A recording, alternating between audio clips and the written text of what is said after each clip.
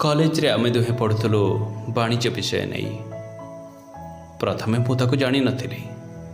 Class रे सबुदिन देखे ताको बेड़े बेड़े इच्छा हुए ता सह दीपद कथा हबाकू हेले ताको कौन कहबी एया भाभी चुपचाप रही जाए। किंतु नजर सबुबले तारी उपर ही थाए। मने मने भाबु थाए केतेबेले से मत टिके अनेब।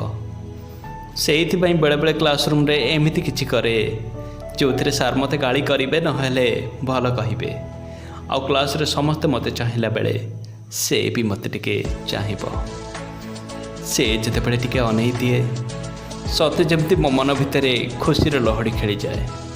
दिन सारा खाली तारी चाहिबार प्रतिबिंब मो आखि आगे नाची उठे। मझिरे मझिरे तार मोर सामना सामनी देखाई गले मु दांत देखे टिके हसी दिए। आउ से भी टिके मोरिकी हसी दे चली जाए। कॉलेज रे अनेक झील थे भी से ही मो मन को लोभई पारिथिला।